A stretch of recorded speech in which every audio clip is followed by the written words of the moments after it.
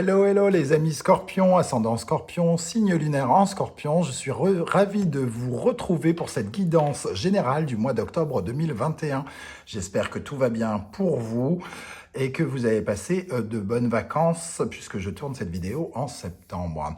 On se retrouve donc avec un tirage général, donc il ne peut pas parler à tous les Scorpions en même temps. Vous ne réparez pas votre voiture le même jour. Il n'y a donc aucune raison que vous changiez de travail le même jour. Donc, prenez les informations qui vibrent avec ce que vous vivez actuellement. Faites-vous votre propre adaptation, votre propre tirage, lecture intuitive.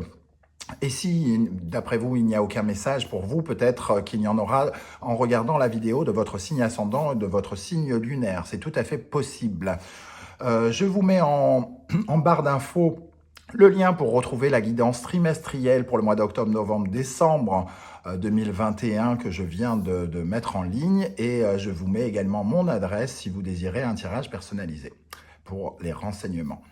Voilà, on commence avec l'énergie principale qui vous accompagnera au mois d'octobre. Amis Scorpion, ascendant Scorpion, lune en Scorpion. Nous avons cette femme et tout son potentiel financier entre ses mains qu'elle ne peut pas utiliser. Il y a comme une sorte de barrage, de blocage. Comment défendre son pactole? Comment défendre ses intérêts? Comment défendre ses valeurs?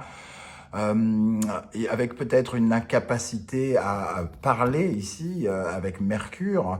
On est dans peut-être de mauvaises habitudes, en tout cas une certaine forme de routine de la discussion, c'est-à-dire qu'on ne sait plus trop quoi dire, peut-être dans des situations professionnelles ou sentimentales ou autres. On ne sait plus vraiment quoi dire, comment se défendre, comment défendre ses valeurs, ses intérêts, comment défendre son point de vue aussi. On est un peu coincé quelque part et on aimerait peut-être dire des choses. Il y a des choses qu'on a sur le cœur qui sont un peu représentées par tout ce pognon, entre guillemets, qu'on a sur le cœur, qu'on a du mal à exprimer avec le taureau et Vénus, peut-être parce que on a peur de blesser les gens, peut-être que ça a tellement de valeur pour nous, ce que l'on a envie de dire, qu'on a peur de déformer nos pensées, de déformer nos propos, ici avec cette énergie-là. On va regarder en complément, nous avons l'originalité et on retrouve Mercure ici, Mercure avec le signe du Verseau, justement un petit peu très différent de l'énergie du Vierge ici, qui a un côté habituel avec les habitudes, le Vierge, alors que le Verseau, lui, a une façon de discuter bien plus originale. Il est amené donc à essayer d'exprimer son point de vue sous de nouvelles perspectives et probablement de trouver de nouveaux arguments pour défendre ses valeurs, pour défendre ses intérêts. Il y a ici donc des discussions pour moi, de la communication avec des personnes avec qui peut-être le courant ne passait plus ou passait mal, que ce soit dans le cadre professionnel ou sentimental, affectif, amical, familial, peu importe. Et on va trouver un nouveau moyen de communiquer. Alors, le Scorpion, de toute façon, ne va pas rester sans rien dire, hein, c'est pas votre genre, mais peut-être que justement, vous allez trouver un nouveau moyen, peut-être pour ne pas agresser l'autre, ne pas agresser l'autre et ne pas vous sentir amoindri non plus. C'est-à-dire trouver le juste milieu en trouvant un nouvel angle pour parler. On va regarder ici avec l'arcane majeur du tarot de Marseille. Nous avons le soleil, donc effectivement on peut retrouver ces deux personnages qui discutent. Donc on parle de collaboration, de partenariat, de personnes ensemble, entre guillemets, qui ont besoin de trouver un terrain d'entente, semble-t-il, et de devoir discuter ici. Le soleil nous parle quand même d'une certaine forme de joie, donc on peut peut-être retrouver au minimum le chemin de la réconciliation ici, en discutant, en approfondissant quelque chose et en exprimant précisément du mieux possible et avec le plus de bienveillance et de respect possible pour essayer de, justement, de décongeler, entre guillemets, une situation, peut-être, ou une relation avec quelqu'un. On va regarder en dos de deck, on a effectivement la papesse, peut-être qu'il y a quelqu'un qui reste passif, inerte, qui fait le mort en face de vous, qui fait semblant de ne pas vous entendre, qui fait semblant de ne pas vous voir. Et ici, il y a une envie de peut-être de solutionner les choses et de trouver des alternatives, des perspectives nouvelles. Quel est votre état d'esprit, les amis Scorpions, au mois d'octobre? Le 7 de bâton, défendre ses intérêts, défendre ses valeurs. Donc, on revient véritablement dans cette énergie-là. Donc, il y a vraiment quelque chose que vous avez sur le cœur, que vous avez besoin d'exprimer, besoin de dire à quelqu'un. Soit ces 4 vérités, soit l'amour que vous lui portez, que vous n'arriviez pas à évoquer, soit qu'il vous manque, ou je ne sais quoi, que vous êtes désolé. Alors, désolé, c'est pas vraiment l'énergie du 7 de bâton. On défend d'abord son steak. Hein, donc, pour être désolé, il faut défendre son steak, mais bien écouter l'autre et ses arguments et savoir si on peut pardonner, s'excuser ou quoi ou qu'est-ce. Donc voilà, donc ici, votre état d'esprit, ici, qu'est-ce qui vous préoccupe? Vous êtes, entre guillemets, fatigué, la situation est un peu inextricable, vous n'arrivez pas à vous en sortir, c'est fatigant, il y a beaucoup d'efforts, vous avez mis beaucoup d'efforts peut-être à essayer de vous défendre ou de vous comprendre dans ce partenariat avec quelqu'un. Peut-être que vous êtes épuisé de lutter. Il y a de la lutte quelque part, de la lutte intérieure, du conflit intérieur, de la lutte avec l'autre, mais avec le 10 de bâton, on est à bout de force hein, quand même, et on se dirige vers une conclusion, parce que le 10 de bâton entraîne forcément un as derrière. On a mis beaucoup d'efforts, beaucoup de fougue, beaucoup de passion dans une situation, et on arrive un peu épuisé en bas de la colline. Qu'est-ce qui va vous aider au mois d'octobre, les amis Scorpions? Cavalier d'épée. Le cavalier d'épée, c'est celui qui rentre un peu dans l'art. Hein. C'est une énergie qui peut vous correspondre. Toujours est-il que vous rentrez dans l'art, mais j'ai quand même le sentiment avec ici que vous le faites de façon un peu nouvelle. Vous choisissez des modes de communication un peu différents. Le cavalier d'épée, c'est quand même celui qui parle franco, qui dit ce qu'il a à dire, qui manque un peu de diplomatie, qui a peut-être de nouvelles idées en tête aussi, hein, puisque l'épée représente le mental, donc ça fuse, on a des choses à dire, on a des choses à exprimer, et on les exprime un peu tout de go. Tout de go parce qu'on n'en peut plus de se taire, on n'en peut plus... c'est vraiment un poids sur nos épaules, un poids sur notre langue, un poids sur notre cœur. Et ici, on crache la valda, j'ai envie de dire. Et voilà. Qu'est-ce qui va vous... comment dire vous empêcher, qu'est-ce qui va vous ralentir, pardon, vous freiner, je ne trouvais plus le mot, le 8 de Pentacle. Alors ici, ce qui vous empêche un petit peu, c'est aussi la perfection, le besoin, l'envie d'être parfait, de dire parfaitement les choses, de faire les choses avec rigueur, et donc d'une certaine manière, la peur véritablement de se tromper. Vous avez envie de cracher la valda, mais quelque part, vous avez peur de commettre des erreurs, vous avez peur d'être mal compris, peur que les informations n'arrivent pas dans le bon ordre et dans le bon état, et que la personne ne comprenne pas exactement ce que vous avez à lui expliquer. Peut-être que cette personne n'est plus à l'écoute, a fermé les écoutilles et n'a plus envie de vous entendre, ou en a soupé de vos arguments et ne sait plus véritablement correctement vous écouter.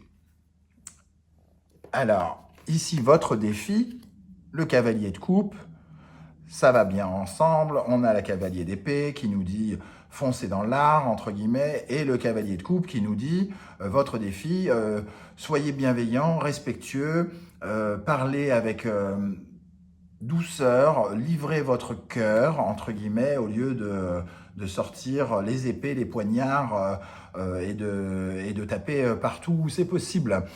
Ici, avec le cavalier de coupe, il est question d'y aller avec gentillesse, tendresse, savoir se livrer, mais sans faire de mal à l'autre, sans trop se faire de mal à soi, sans en payer les conséquences d'une certaine manière. Il y a quelque chose qui a de la valeur ici à l'intérieur de vous qui a besoin d'être évacué. Alors faites-le en pensant à vous, en étant bienveillant avec vous, avec le 7 de bâton, et en étant bienveillant avec l'autre, qui, même s'il vous a fait un coup tordu, ne mérite peut-être pas que vous en preniez à lui avec agressivité peut-être, ou quelque chose comme ça. On va regarder dans le domaine sentimental, qu'est-ce qui se passe. Sentimental, émotionnel, relationnel, donc c'est pas que l'amour, attention. Hein. On a le pendu à l'envers, alors que mon jeu n'est pas à l'envers, le pendu à l'envers. Le pendu à l'envers nous dit quand même qu'il y a une nouvelle vision des choses. Hein. On retrouve cette notion d'originalité ici. Le pendu à l'envers, c'est qu'on a un peu lâché prise et qu'on a un peu, au lieu de tourner ça dans notre tête comme un dingue et que ça devienne obsessionnel, que ça nous bloque, nous retarde, tout ça, ici on a une autre vision de pouvoir se livrer avec beaucoup plus de... Oui, avec une nouvelle vision des choses et de pouvoir sans doute parler en ouvrant son cœur différemment. Avec la carte de Néfer, pardon. Néfer, c'est une carte de bon augure. Ça représente le beau, l'art, la perfection, le yin et le yang. On peut parler d'une réconciliation ici relationnelle avec quelqu'un. En tout cas, on cherche cette relation. On ne l'envisageait peut-être pas encore il y a quelques jours, quelques semaines, quelques mois. Et tout à coup, ici, comme on a des choses vraiment à l'intérieur de soi qu'on n'arrive pas à exprimer, on va vers la personne et il y a peut-être moyen de se réconcilier, d'aller chercher une progression et de s'apporter du bonheur et de la chance. Donc, en tout cas, on se réconcilie avec son propre bien-être, hein, le sentiment de pouvoir dire ce que l'on pense. Ça soulage forcément, donc il y a quelque chose au moins de cet ordre-là pour certains d'entre vous, et ça peut aller jusqu'à la réconciliation pour certains autres. Dans le domaine professionnel maintenant, professionnel et matériel, nous avons l'empereur. Alors, ici, pour ceux qui sont concernés par ces énergies-là, peut-être que vous avez des reproches à faire à votre boss, à votre supérieur hiérarchique par rapport à de l'autorité, que vous avez besoin d'exprimer quelque chose, de dire que voilà, vous en pouvez plus, que vous êtes toujours sur une certaine forme de défensive, et on voit la présence de l'empereur ici, qui nous dit que déjà, vous allez trouver le moyen de vous exprimer, que vous allez aller à l'attaque pour conquérir, en tout cas, et surmonter les problèmes, et que vous allez prendre un positionnement très fort, que vous allez vous mettre en avant, vous allez vous exprimer, vous allez construire votre monde professionnel et matériel par vous-même. Ici, on voit quand même qu'il y a de la domination, de la maîtrise avec la serviette qui nous parle donc effectivement d'ordre, d'autorité, de supériorité. Il y a un sentiment de supériorité ici. Alors soit vous prenez votre place et voire un peu plus que votre place ici au niveau du professionnel, soit quelqu'un essaye de vous imposer des choses et vous allez avoir à lui exprimer votre point de vue et d'essayer de trouver un champ d'action, entre guillemets, pour ne pas vexer cette personne, avec le cavalier de coupe ici et l'originalité, de ne pas vexer, de ne pas faire de l'insubordination et de rester totalement correct tout en disant tout à fait ce que vous pensez, avec le cavalier d'épée. Dans le domaine spirituel psychologique, nous avons le 2 de bâton. Le 2 de bâton qui nous parle d'être dans une sorte de calcul, hein, qu'on peut retrouver un petit peu avec la papesse d'ailleurs. Le 2 de bâton, c'est est-ce qu'on fait plutôt ça? Est-ce qu'on fait plutôt ça? Quel est le plan? Quelle est la structure? Comment je structure mes pensées? Comment je fais évoluer le truc stratégiquement pour ne pas prendre de risques, pour ne pas commettre d'erreurs? Il faut bien que je choisisse ce que je veux faire ou ce que je ne veux pas faire, ce que je désire ou ce que je ne désire pas. Et on a ici la nuit, dormir, la momie. La momie me fait penser quand même à quelque chose qui se, entre guillemets, qui se désagrège petit à petit, comment dire, on essaye de conserver intact quelque chose, donc un corps. On a peur en fait des blocages.